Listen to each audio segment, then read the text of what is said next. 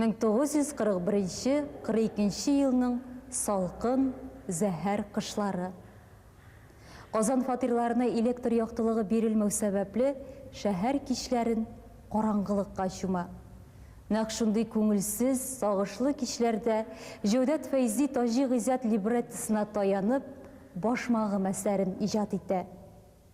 Илебез авыр чор кичергән, сугыш кырларында кискен бәрелешләр барган бу вакытта татар сәнгатендә яңа жанр, музыкаль комедия, оперетта жанры барлыкка килә. Башмагым әсәре беренче тапкыр 1942 елның 1 мартында опера театрында дөнья күрә. Тылда булган татар җәмәгатьчелеге әлеге вакыйганы зур дулкынлану белән хуплап каршы ала. Халыкның рухын күтәрүдә әлеге операның роле бәяләп бетергесез.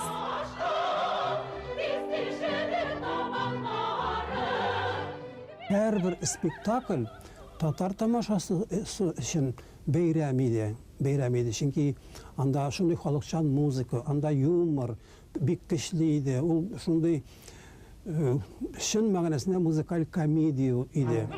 Башмагым опера һәм балет театрында 300 тапкырдан артыграк уйнала. Сюжет сызыгы, музыкаль бизәлеше ягыннан халык иҗатына якын бу әсәр киң яңгыраш ала. Ул төрле төбәкләрдә, төрле телләрдә, төрле вариантларда уйнала.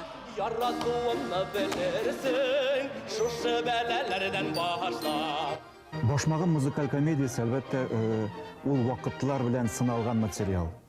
Чөнки әлеге әсәрнең сюжеты, аның музыкасы, характерларының тулы булуы һәм әйтегәндә ике мастерның бергә кушылып әлеге әсәрне тудыруы әлеге башмагымның бүгенге көнгә кадәр килеп җитүенең төп сәбәпчесе.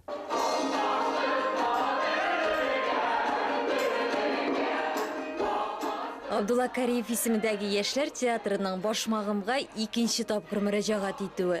Яңа куелыш Җәүдәт Фәйзинең 100 еллыгына багышлана.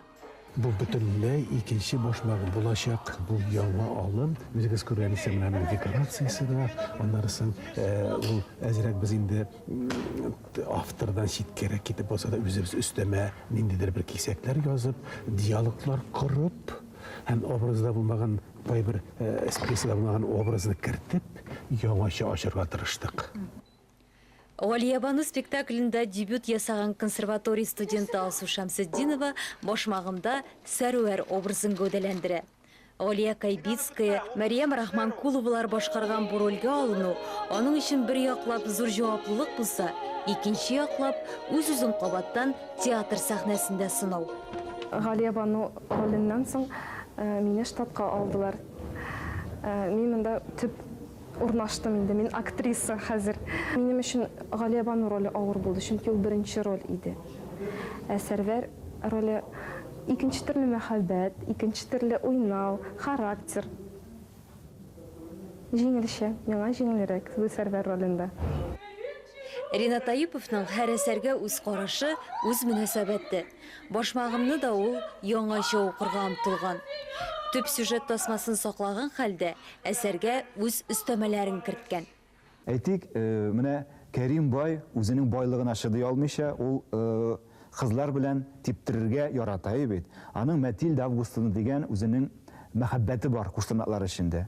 Ул Матильда Августа турында Кәрим бай спектакльнең сюжет буенча 3-4 тапкыр искә ала.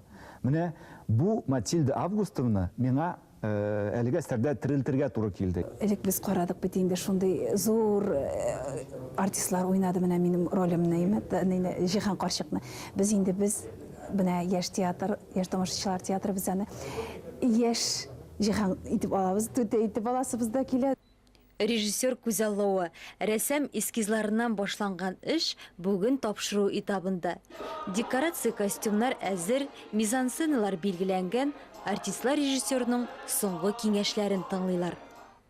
Әйе, әлегә биредә шаулап, гөрләп репетициялар бара. Премьерага кадәр санаулы көннәр генә калды. Бу вакыт театр өчен иң киеренке, иң дулкынландыргыч вакыт. Режиссерның йокысыз төннәре актерларының тамашачы алдында янәдән сынау тотуы турында уйлап яшәүләре. Бу сынау уңышлы булырмы? Әлегә сорау ачык кала. Барысы да премьердан соң хәл ителәчәк.